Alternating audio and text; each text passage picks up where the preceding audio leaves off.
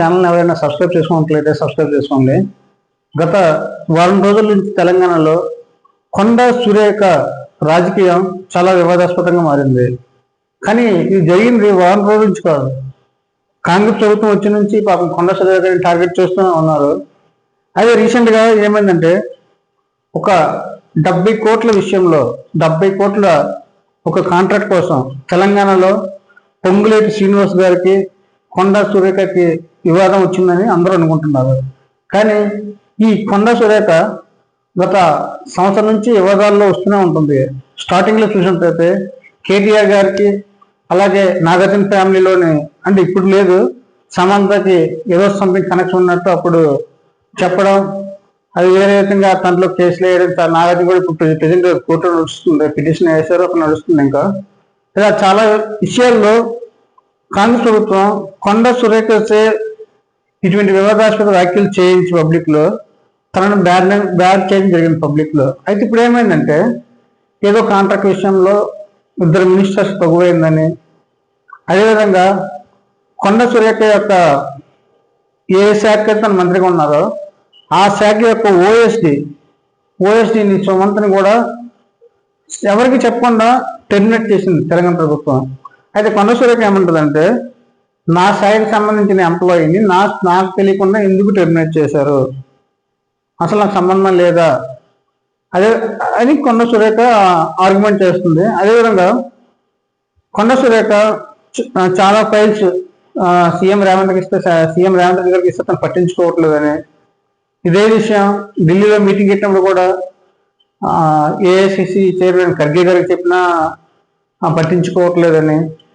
అయితే వీళ్ళందరూ ఉంటుండగానే కొండ సురేఖని అందరి ముందే ఖర్గే ముందు రేవంత్ తిట్టినట్టు, అదే ఈ సురేఖ గురించి రేవంత్ బ్యాడ్గా ఖర్గే గారికి చెప్పినట్టు, అదేవిధంగా కొండ సురేఖని బ్యాడ్ చేసినట్టు చాలా వివాదాస్పద వాక్యాలు ఖర్గే గారికి చెప్పినట్టు రేవంత్ రెడ్డి గారు చెప్పినట్టు కొండ సురేఖ చెప్తుంది.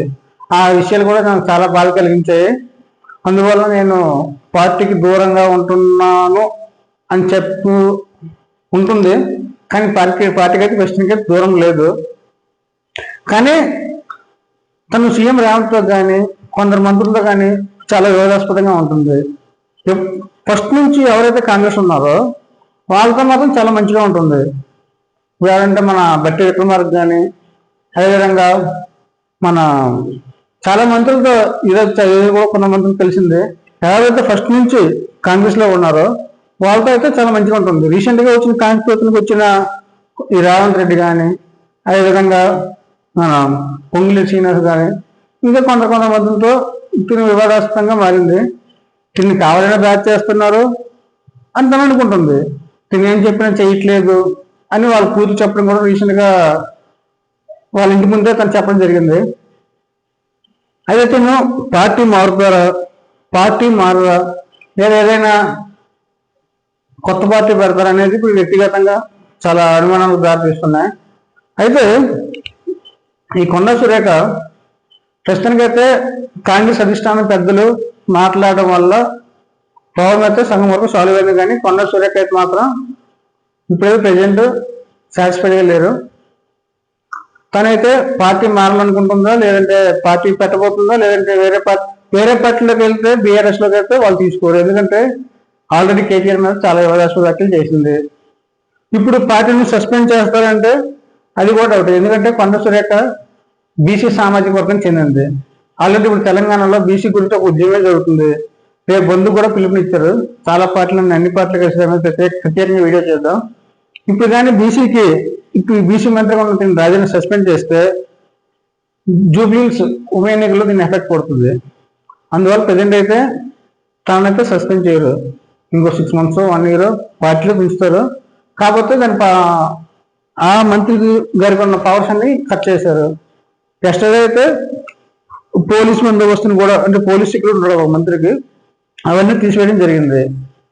తనైతే ఏదైనా జూబ్లీహిల్స్ ఎలక్షన్ తర్వాత తన పార్టీలో ఉంటారా, లేకపోతే కాంగ్రెస్ పార్టీ సస్పెండ్ చేస్తుందా, లేదంటే వేరే పార్టీ అయినా జాయిన్ అవుతుందా, అవన్నీ అయితే ఇప్పటికిప్పుడు తేలా. జూబ్లీహిల్స్ సెలక్షన్ అయిన తర్వాత మాత్రమే ఒక ఎండింగ్ వస్తుంది ఈ సారాంశానికి. ఇంకా కొండ సురేఖ యొక్క ఆపరేషన్ ని ముందు ముందు వీడియోలో చూద్దాం, ఏమవుతుందో ఎలా ఉంటుందని. ఇంకా మన ఛానల్ ఎవరైనా సబ్స్క్రైబ్ చేసినట్లయితే సబ్స్క్రైబ్ చేసుకోండి. Thank you.